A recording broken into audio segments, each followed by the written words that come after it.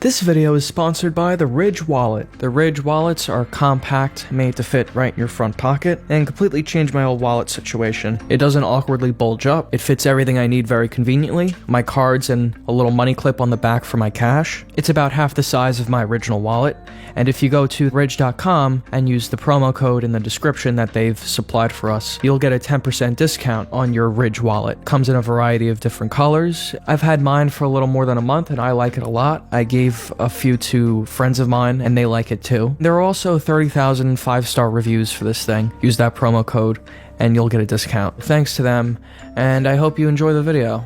I'm now all caught up on Bruce Willis's straight-to-VOD tax write-offs. I mean movies. Chapter House has unlimited resources. I've reviewed a Bruce Willis movie in the past called Reprisal. The lead star of the film, Frank Grillo, thinks it's a piece of crap. And I blame Bruce Willis. Yeah. And somehow my name was before his on the poster. I'm like, no.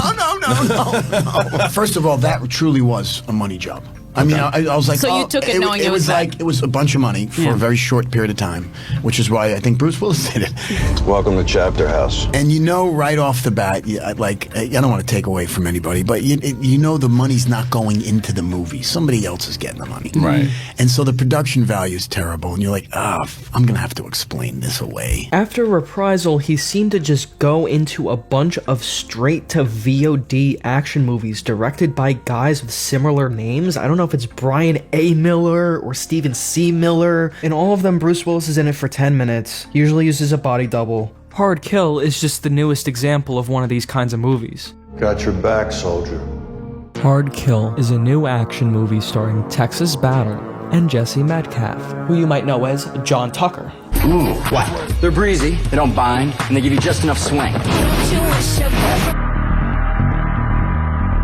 Miller has a very convoluted backstory. He was in a war and has PTSD. He used to have a family that he longs for now, but they're not around for some reason. Maybe his family was opposed to the Iraq War. I believe it was originally written to be something like, Miller's family was killed by the antagonist and now he needs revenge. He even has this bracelet on, and at the end of the movie he just takes it off and throws it away. That's supposed to be some kind of conclusion? You got kids, Miller?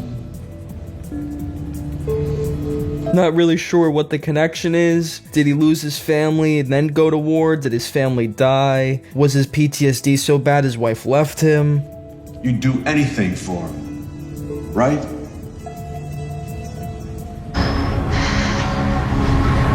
Is he wiping his nose in the middle of the take? Bruce Willis has this large scarf. The whole time he has the scarf on, just so it's easier to hide his body double's face. It's gonna be, pretty hard to launch your little toy there. He's the head of this mercenary group called Chapter House. On the super cool Chapter House team, we have Derek Miller, Chalmers, Sasha, Fox, if you want Chalmers, you come and get him, bitch. And Dash, who ends up betraying them. Dash! What the hell are you doing? Ava Chalmers, played by Lala Kent, is the daughter of Bruce Willis. She's some kind of scientist who developed a super high-tech AI that can basically do anything. And at the start, she's being held captive by the antagonist of this movie, the Pardoner. I'm sure you recognize your old friend, the Pardoner. The Pardoner's name is actually inspired by The Pardoner's Tale. It's a story about how 3 guys go in the woods and find a bunch of gold or something, and then they poison each other. Greedily killed the third so they could split the treasure between themselves. And then what? Do you kill them? Fortunately, after they kill their friend, release them into the trees. then death can be found under the oak tree in the grove. His motivation is so vague, it doesn't actually make much sense. Greed is the root of all pain, of all suffering, of all evil. Pharmaceutical companies enhance their drugs to become more addictive. Politicians are lining their pockets while homeless people flood the streets. I am not the bad guy. The dialogue is on the level of a Neil Breen movie. Burn it all to the ground. It's so obvious. Okay, he just wants to wipe out everything. And then what? Aren't you tired of being a pawn? I don't buy this actor as this evil villain. Going to torture her.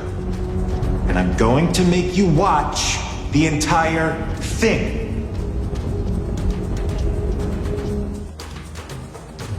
I'll see you soon, Miller. Waving his hand, I'll see you soon, Miller. Count the number of scenes that are there just to pad time. The opening of the film is a shootout that just occurs later in the movie. They plopped it at the beginning and put it in slow motion.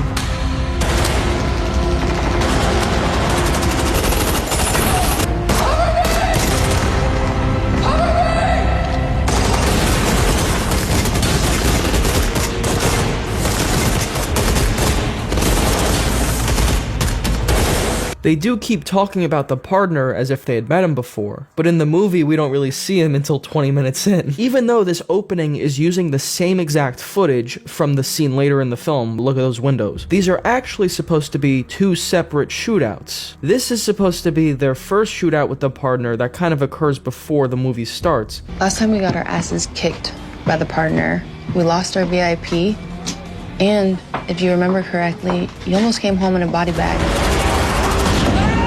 Chapter house meeting today. He prays to God Almighty, and then he grabs his gun, puts it in his holster, and grabs his coat, puts it on. So can this scene be cut out of the movie? No, this is really necessary. The story begins, and I'm following this character's journey, whoever they are, and seeing where it leads me. You get to see what their daily routine is like. A giant-ass limo pulls up, and John Tucker walks in, and Bruce Willis is inside. It's just the worst shot. He's like far away. It's like a wide angle. They just cut to it. There's no big reveal. Dayton Chalmers. Pleasure. Welcome to Chapter House. B Company. Mogadishu. Mogadishu. Somalia. Bosnia. Family life. Changes everything. Look, they're never in the same shot together, even though Texas Battle is in the limo. Bad for everyone. They're looking at Bruce Willis, but they're not in the same shot as Bruce Willis. And now that man is a high-value target. That man is me. Let him go, Sash. We got business to discuss. Got business. Oh, that was supposed to be funny. Anyway, they go to an abandoned warehouse because they want to make a deal. They kidnap Bruce Willis's daughter. I didn't mean for any of this to happen. I just wanted to test it in the field. So they're gonna trade her for some kind of MacGuffin. That's supposed to be Bruce Willis. Why can't him and Texas Battle be together? What happened? You guys gotta make up. Gotta put the past behind you, look ahead. Think to future films. Son of a bitch is using my daughter to get to me. This is really lame, isn't it? He's so strong, he's able to lift this guy off the ground while he's choking him.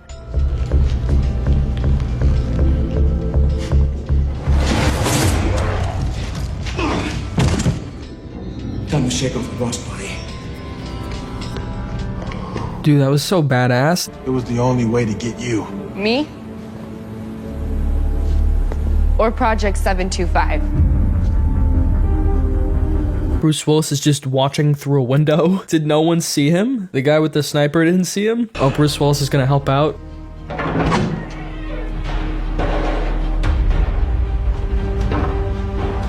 He just walks. This is his stunt double going down the hallway. They're gonna get Bruce Willis for this part.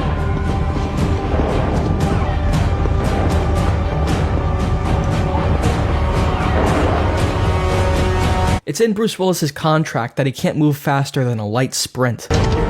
Ava Chalmers is wandering around in another dilapidated room. The same two soldiers just appear. Then Bruce Willis comes out of nowhere and shoots her. Project 725 is an artificial intelligence system. It's a quantum AI. Wait, you cracked a two-state quantum system? How about we cut the geek speak? It's binary on steroids. In this scene, Willis and Texas Battle are actually in the same shot. They're on opposite sides of the room, really far away from each other, and they're not even making eye contact. He doesn't seem alert or scared at all that his daughter is in danger. He's casually talking to all these characters that he doesn't even know. It was my daughter's project. He's just upset that his daughter got kidnapped by the partner.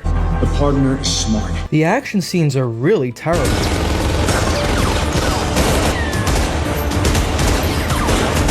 Texas Battle got hit. Let the bastard die. Stunt double. We'll be okay. No. She just seems like confused. What about him though? Is he worried about his daughter? Is he happy his daughter is going to safety? Is he concerned for his own life? Is he angry at the partner? Is he worried for the safety of his team? What am I supposed to get from this? He just seems drowsy. He seems tired. He's so tired. Stop having him act. Let him take a nap. And then he gives this shrug. Okay, I guess that was a good take. Drop it, Chalmers. The names are so bad. They have to keep slowing down the footage to elongate the actual usable moments of Bruce Willis's acting. It's not like they slow down the entire shot, they just slow down a few frames of it, but it's very noticeable. Project 725 is dead. He's a little teary-eyed. Is he worried or scared? They only have one take to work with. Then the partner punches his body double in the nuts. Yeah, you can't show his face in this shot, right? You can't get Bruce Willis to go on his knees or hit him in the face. Yeah, that's a stunt double. Halt, headshot. What was even the point of that? If this one guy isn't gonna be a challenge at all, then cut it out. Oh, he brought his Rubik's Cube with him. Not sure why they're wearing bicycle helmets. One thing I'll give this movie, they actually filmed it in the cold. Is it because it's a Cold War? It's about technology? Literally, the week that we wrapped, this whole pandemic just started up. So I was able to do all the post-production remotely, and, you know, things came together really well. And that's what it feels like. His nose is all red. Like, how can I be intimidated by a villain that looks like he has a cold? Bruce Willis gets to be on a nice heated set, looking down on the rest of the movie. This actor has to deliver 2.5 pages of a monologue in the freezing cold. This actor, who looks familiar, plays the partner's, like, right-hand guy. Chalmers and his friends are more resourceful than you thought. Then halfway through, he just disappears and is replaced by this character. Sir, generator's back online.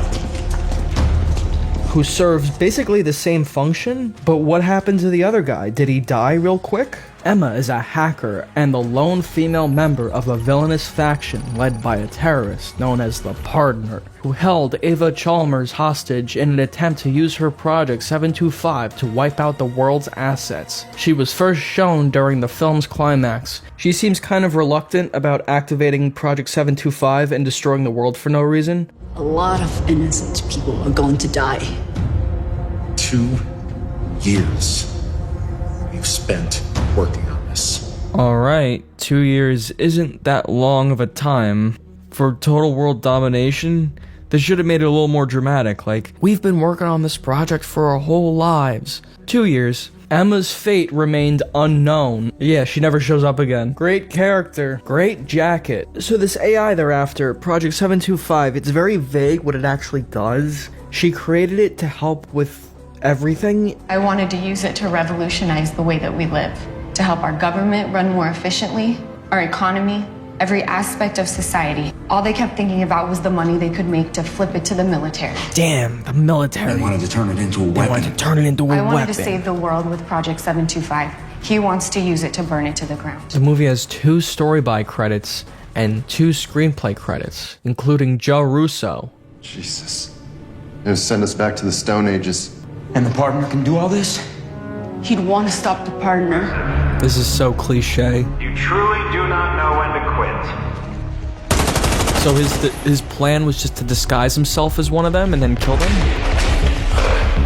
All clear. Why do they have night vision goggles on? It's way too bright for that. It's broad daylight outside. Look at that bright window.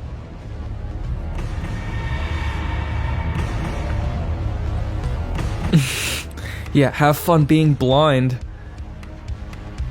What are they even doing?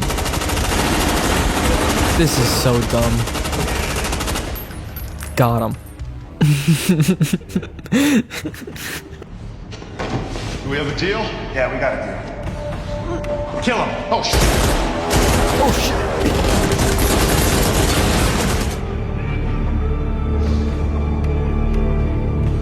This is all my fault. How is it all your fault? But I'm gonna fix it. This time I'm putting a bullet in the Partner. Put a second one in there for me too. And for Harrison. And me! And me! Partner hits her in the face with a deagle, and Bruce Willis's reaction is very nonchalant. Don't. No. Oh. Don't. I'm sorry. No.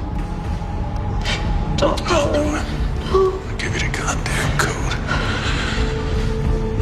Bruce Willis and Lala Kent somehow get out of their restraints.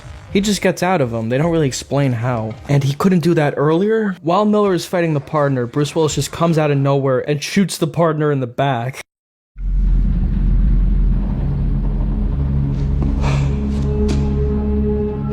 What a great last shot. Fade to black. Well, we better be on Chapter House. We actually shot in an old playing card factory in Cincinnati. Incredible location. I mean, it just had so much variety in the sets. I mean, it was insane. I mean, we really got a lot of production value for what we had. Look, it's the same three guys.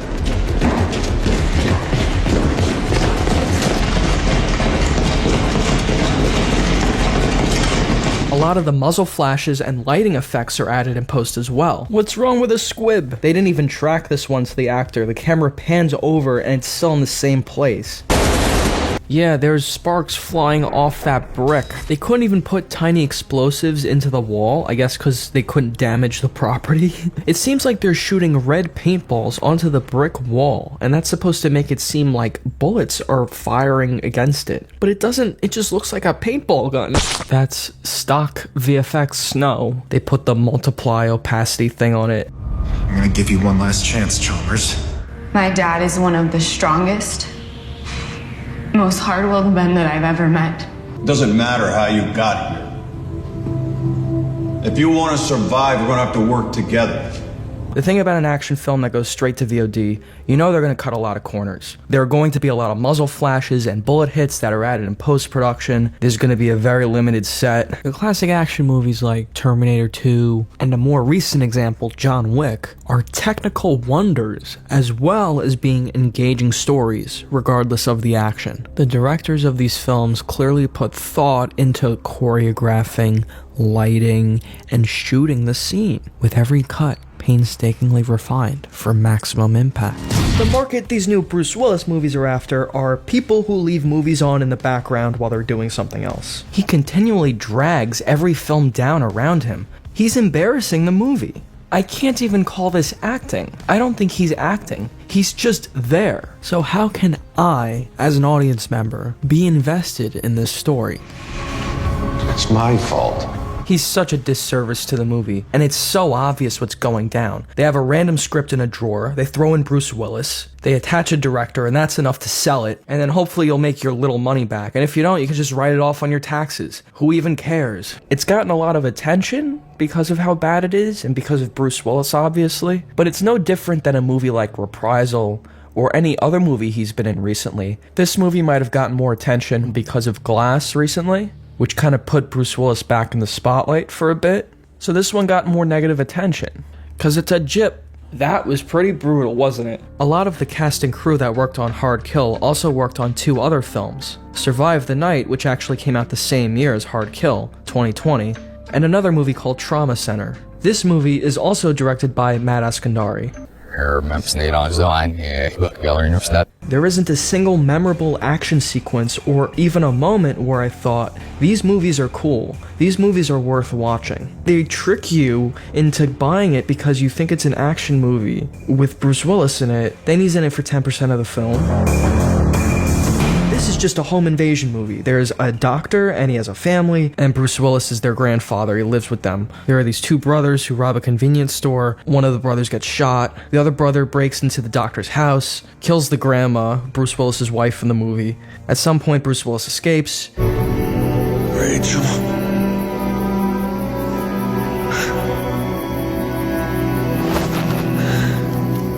My favorite part of the movie was Bruce Willis yelling after his wife gets killed.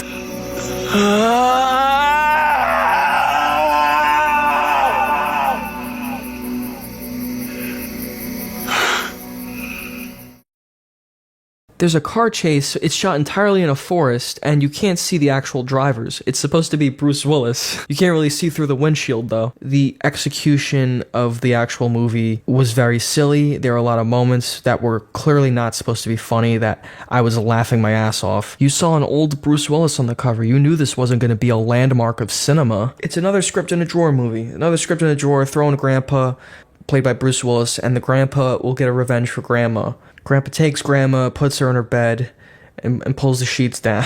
Like... This is another movie directed by Matt Eskandari. He's just happy that he could get Bruce Willis to be in his movie. No, of course not. He's a dealer and a CI. Paranoia is his second nature. All of these movies have a long list of producers, about 30 people on each. What got me into watching this movie was actually one of my patrons, who sent me a private message that they had worked on the film. Maybe take it with a grain of salt.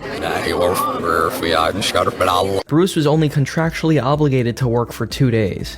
Any scene in which Bruce Willis's face doesn't need to be shown, there's a stunt double used instead. He mentions the stunt double they got for Texas Battle looks absolutely nothing like him. Bruce arrived to set 30 minutes late and didn't bother to learn any of his lines. He apparently had an earpiece in and was having lines read to him by someone off to the side of the set.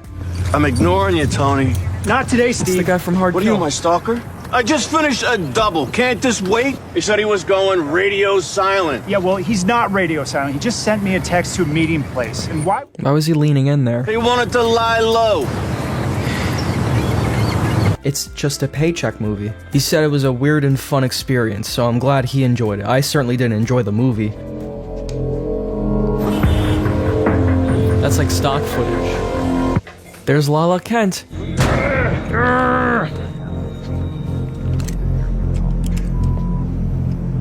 Get out of here! Get out of here! It's a setup!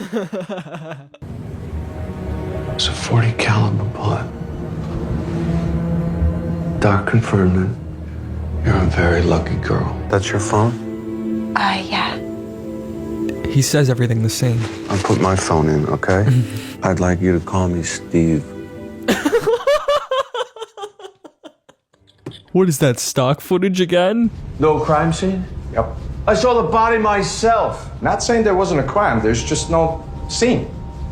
Look, Kenai says that... What? What does that mean? Right here. Okay. Right here! He's yelling. Where are you now? I just don't know who. Wait, how do you know? Madison, listen to me. Where are you? Oh my god. What? The morgue? Just stay there. Just stay there. Madison, I'm on my way. Stay there. Listen, don't worry. What? No. The girl, Madison. Security had to close off most of the floors. Close off what? You okay?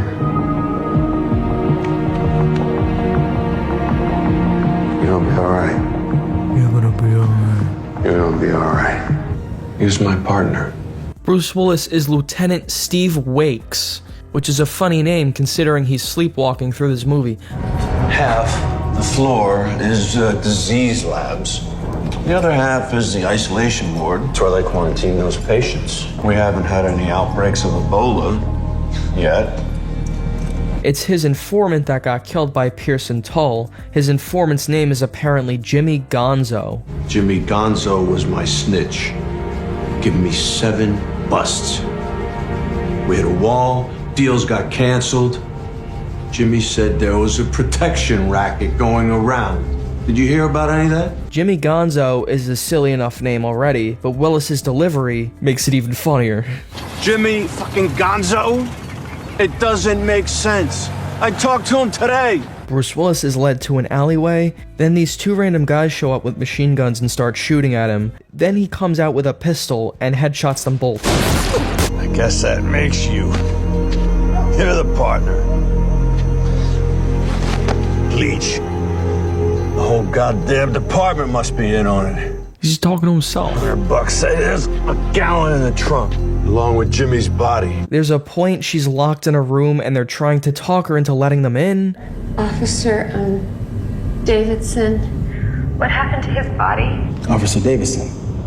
Yes, we found his body in the in an empty patient room. Of course, that doesn't work. Poor kid, his name was, Officer Jenkins. It's so obvious. That's what I said. Officer Jenkins. Why would you give that away? Just don't tell them. As they start trying to break the handle, she finds a defibrillator somewhere in the room and attaches the pads to like the door handle that somehow electrocutes him really bad.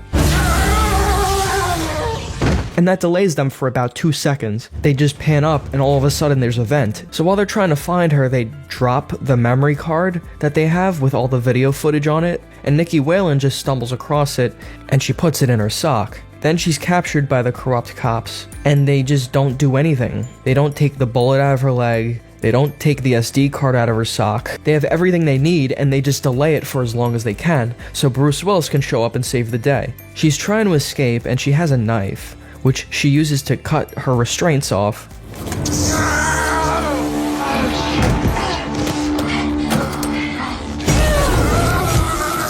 Why didn't you just stab him? In Trauma Center, Bruce Willis and Texas Battle don't share a single shot together. For this fight scene, neither of them were on set at the same time. You can see the body doubles very clearly.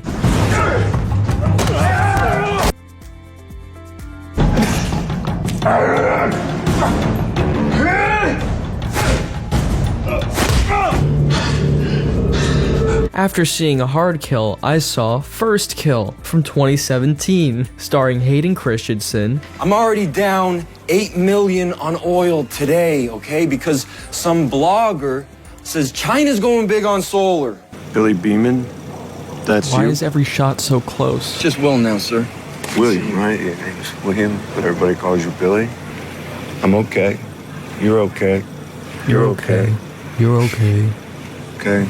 We had a little trouble at the bank, and I'm advising everybody to exercise caution until it's resolved. Exercise caution. All right, will do.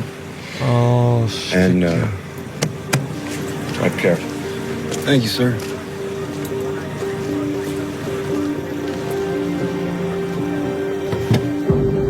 That was Bruce Willis. Drone shot. This movie looks like it has a bit more production value to it, and Hayden Christensen, I didn't attempt anything, all right? I'm just trying to get my son back alive. it's a bit higher caliber, I think, than like some of the other people they've gotten for these movies. Bruce Willis is a bit better than normal, I don't know. Now get the fuck out of here before I put one in your fucking The head. stunt double is still there though. There's a part at the end where he gets shot in the head. That's the stunt double, very clearly. The back of his stunt double's head and his head look so different. It's hard to find new things to say about this movie, but I'll try. You know, the production value is about the same. It's all shot in the woods or in Hayden Christensen's house. So why is it called First Kill? It's got a few meanings. This whole hunting thing going on with his son. He's teaching him how to hunt. One shot, no pain, no suffering. How do you know there's no suffering? When was the last time you got shot with a rifle? This deer is going to be the kid's first kill, and they're setting up his accuracy for the end part where Bruce Willis is holding his mom at gunpoint. Oh my God, isn't this precious? It's a lousy $2 million for all I've done for the people of Granville. Now throw that fucking bag over here. You can count to 3. Who the fuck do you think you are? This movie's making me choke. I gave my life to this town. And what thanks do I get? You're a killer now, right? I remember how that felt the first time. Right after I pushed your dad off that cliff. Danny doesn't need to shoot anything to prove how tough he is. He's already more of a man than most. Yeah, it's okay. Another movie I saw was 10 Minutes Gone. What? Which also stars Michael Chiklis. Michael Chiklis goes, 10 minutes, gone. Those 10 minutes. Gone. It came out in 2019 and is directed by Brian A. Miller, the same director as Reprisal. Movie Pass Films, the mark of quality. You sure about this girl? She took me in my own. It was dollying left, and then when the shot was like all the way to the end, they dollied right again. This is really cheap garbage, isn't this? I was reluctant to allow a jinx like Joe. This bank looks like an abandoned building that's like under construction. The gun! Drop the gun! Oh, it looks terrible. This place looks abandoned. It's so old. I covered my post. It was all clear till things went postal. What happened there in the vault, huh?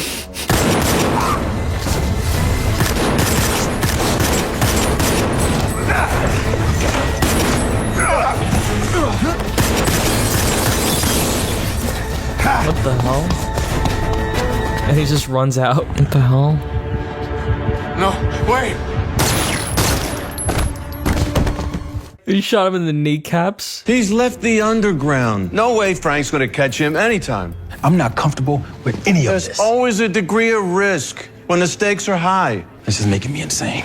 Go to the bar downstairs and have a few drinks. The basic premise of the movie is there's a bank robbery gone wrong, a lot like the opening of Reprisal. Remember with the notes? What the hell is going on? What's happening out here? I have family that we need your help getting out. There's gonna need help inside. I said get back! Michael Chiklis is part of the robbery, but he gets knocked out. When he wakes up, his partner's dead next to him, and he can't recall the last 10 minutes. Those 10 minutes are gone. Those 10 minutes. Gone. This heist was of course planned out by Bruce Willis, who's off in some skyrise. You guy's a jinx. You should've let me buy him out. Why is he yelling? He just started yelling, like... Solid payday instead of this fucking mess right here. His performance in this scene is very funny. Where is the rest of the crew?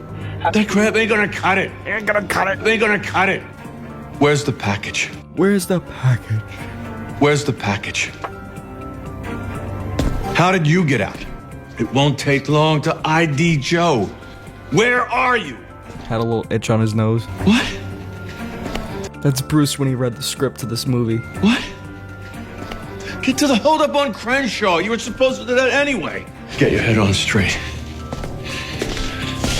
Call me the second you hear any... He's looking right at the camera. Joe's dead. Sorry, Frank. 10 Minutes Gone has a lot of actors we've seen already. The actor who plays Dash is back. We got history, I swear. Why did you try to kill him? And even the partner makes a brief appearance. And what kind of Mickey Mouse job did you and your brother cook up? There you go. That's it. Now, I'm gonna ask again and you're gonna answer. Because as we both know, if we don't stop cutting this with oxygen, you're gonna hallucinate like a son of a bitch before you die. He sticks out like a thumb. Just the writing of the dialogue and the story itself is really not good. You've already made the deal for the hardware. I've never had a job go down like this. It wasn't the crew or me. It was the caper that went sideways. Who else was after this thing? Besides us, every law enforcement agency in the country. Your job was to tell the fucking truth. Gave me a reason to doubt before. What the... Joe comes to town. Now half the crew's dead and Frank's MIA. Check his burner.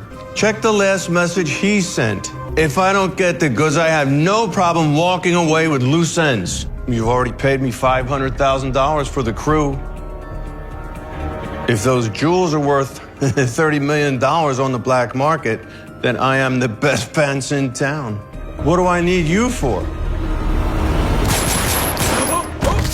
At the end, Bruce Willis gives Michael Chiklis a bag of money.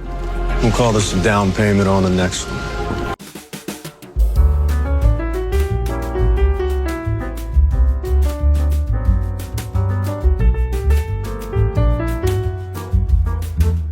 That's the end of the film. That's all they could afford. Filming a climax would have been very difficult. There were a few other notable films, like The Prince, where they digitally de-age Bruce Willis for the opening scene.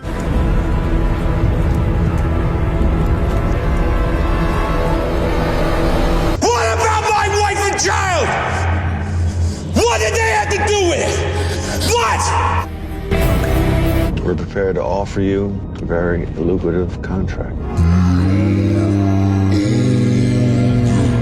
Basically give all these movies a star or half a star. It is pretty obvious no one cares about these productions, that they put the bare minimum amount of money into the actual film itself. It doesn't really matter how good the film is. If an A-list star isn't attached to it, that makes investing in the movie much more of a risk. Even if he sucks. The only reason I've even watched any of these movies is because of his name. There are tons of other action movies that I haven't bothered watching or that didn't even get made because there wasn't some big name attached to it. Over time, Bruce Willis has gained the reputation of being hard to work with. One of his most infamous production disasters was on Cop Out, in which Willis took charge of the production and bossed the director around. Kevin Smith's experience working on this film soured him to directing in the Hollywood studio system. The real-life Bruce Willis was so indistinguishable from his film persona that audiences started disliking his performances and his movies. In the 2010s, he started falling into straight-to-DVD action movies such as The Cold Light of the Day, co-starring Henry Cavill.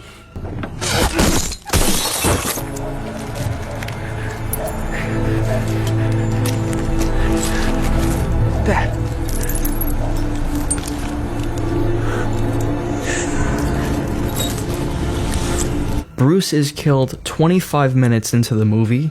Of those 25 minutes, he's maybe in the movie for 10 minutes, of which he spends on a yacht. Before concluding this segment, and reviewing some of his good movies, this is a Chinese film, certified by the Chinese government, of course. This is the same logo that was in front of China's salesman. The movie is called The Bombing, aka Airstrike. Let's watch the trailer that was released on September 11th. We have reached a very critical time in this war with the Japanese. Oh my god. We want you to take this training very seriously. I don't expect any of you new trainees to get up there and this looks like a video game. You see.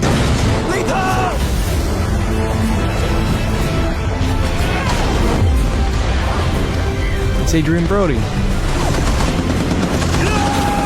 Wow, look at that editing. Holy shit.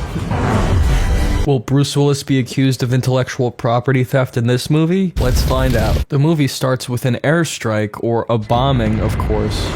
So they develop characters for about 3 minutes, and then there's another bombing.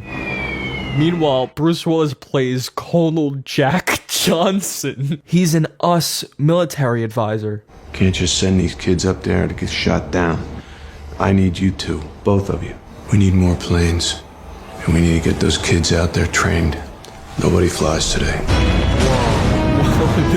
We're barely making a dent! How do we take them out? Shoot the fuel tanks! The music doesn't even match with what's going on at all.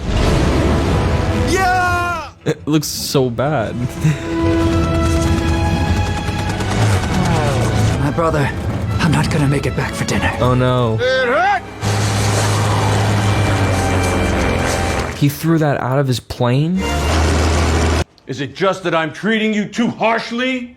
Or are you just feeling shitty? I'm feeling shitty! Good! That's what I want! Now get the fuck out of here now! Man, Bruce, that was a really good scene. Fucking it! Oh my god, look at Bruce Willis throwing shit. The movie does not look like it cost $65 million. It's based on a real historical event, and it should be presented with a bit more authenticity and consideration for the real lives lost. There's nothing about this kind of situation that should be funny. It's presented really over the top. There are moments that are really tragic, I guess, but they're offset by these comedic moments and these over-the-top action sequences. There's a lot of dogfighting scenes. They're not really well done, they look fake, which is why I wasn't invested in them, but it's because they're trying to make up for really uninteresting characters and a really cliche story.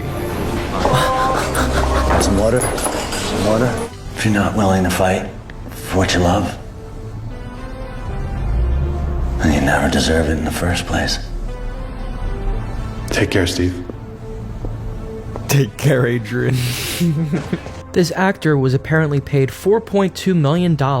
However, she did not report all of that money to the Chinese government. When they caught on, they gave her a $129 million fine. This all occurred a week before the premiere, which was cancelled. In addition, one of the producers on Airstrike was charged with fraud, and he had to back out along with his money. You aren't concerned about us exploiting your first date with this beautiful woman? Ooh, this beautiful woman. I'll always find the right reason to fight. You and I'm ensuring have that experience. But only one person can pilot the P-40. Only one person can pilot the P-40. I know what this gift represents. and what it means. And this is also my war. It's been an honor serving with you. That doesn't sound like Bruce Willis. I think they got a different actor to dub in this part. Let's set some rules and celebrate being a soldier. Listen to Bruce Willis here. Most importantly, we're still standing here. We have not died. We need the world to remember this is Chongqing's sky. Light up those burning fires in yourself and use all the bullets to puncture the armor. Let's welcome a bloody fight to the end. Let's welcome a bloody fight to the end. It's sad to see how far he's fallen, being in movies like Airstrike. Unbelievable landing. Are you all right? So I want to talk about Bruce Willis's good films. He has been in so many good films in the past that are actually worth discussing, unlike Steven Seagal, who's maybe been in one. Films like Die Hard and Unbreakable were game changers for their genres. Sixth Sense, this is a movie directed by M. Night Shyamalan. Toni Collette was actually really great in this movie. I knew the twist going in. I watched it in a different way, knowing that, and I enjoyed it just fine. It's definitely made to be watched multiple times, which is why it's a good twist. It enhances the movie, makes it better.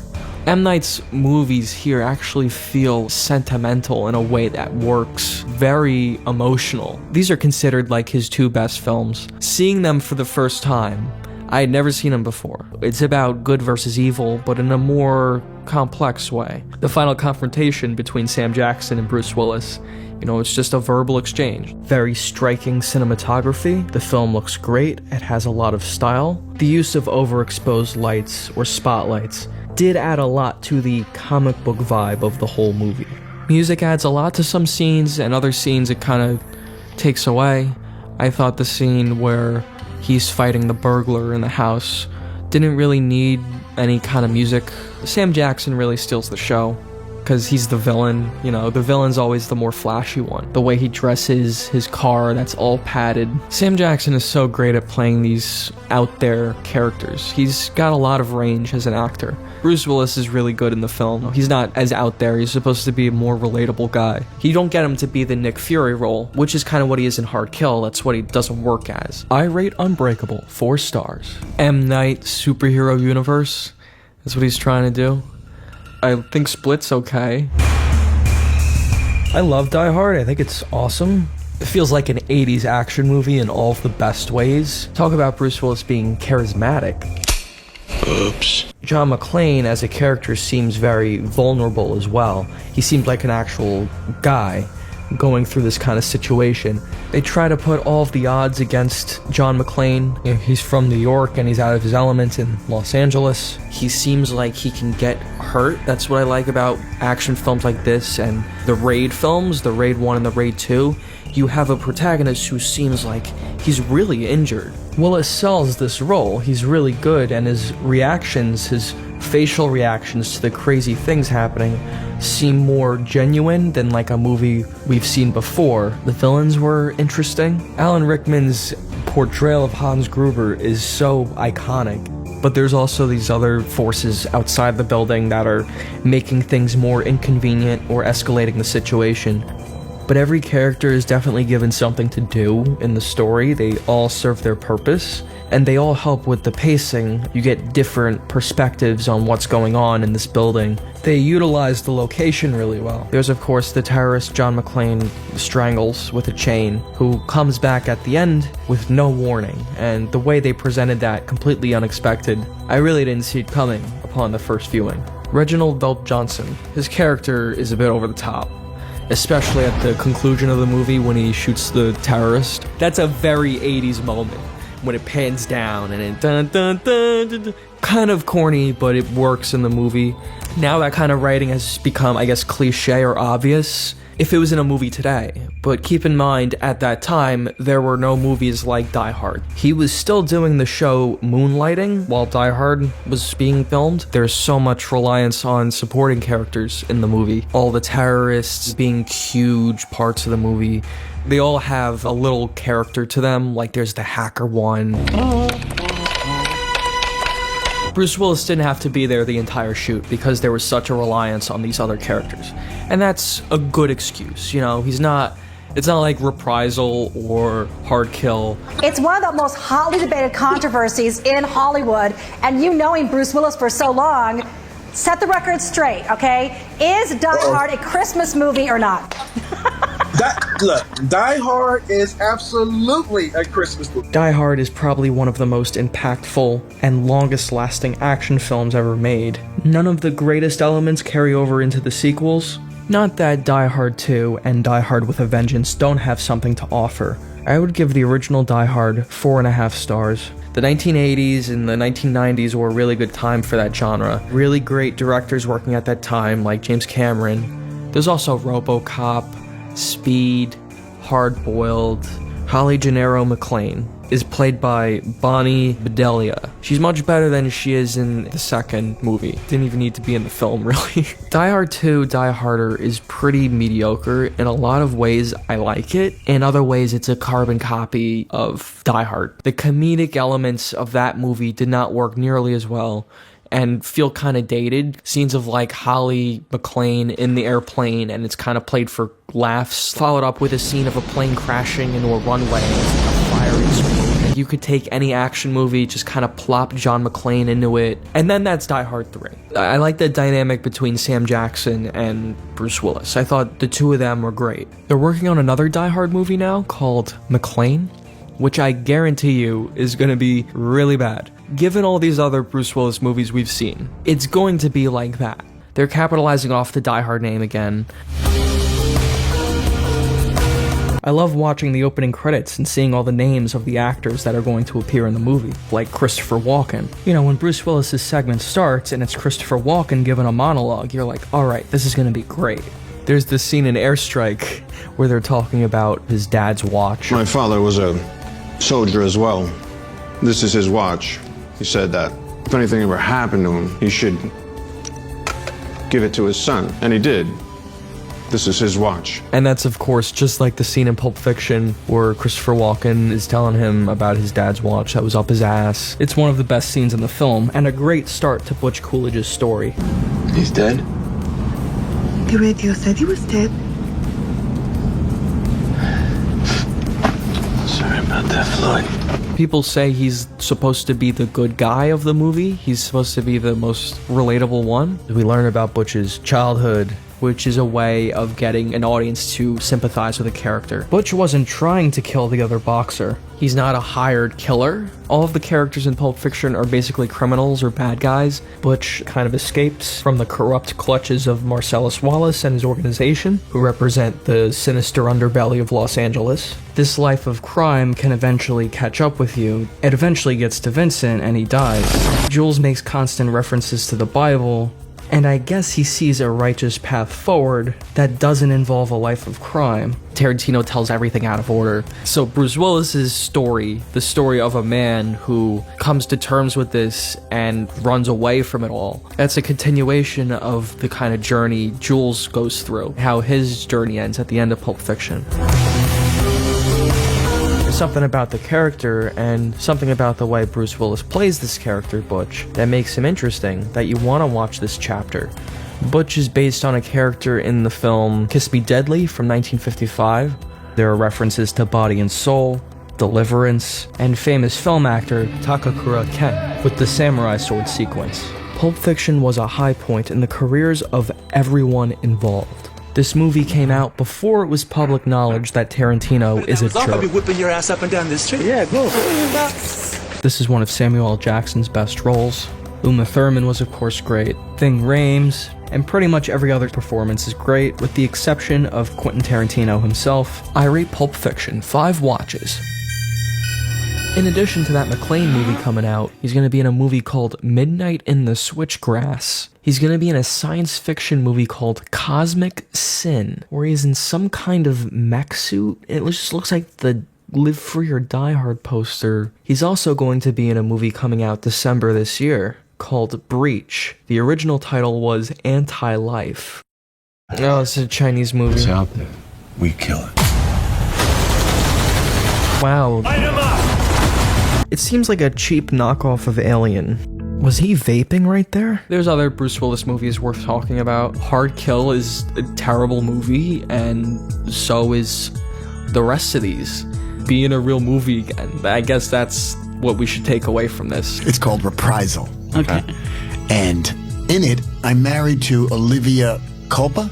Okay. I think she's a 25-year-old Miss Universe. Yeah, she's the most beautiful woman I've ever seen. Yeah. And she's my wife. And we have like a 16-year-old daughter. And the movie's so bad and makes no sense. It's just like, I'm like, oh, wow.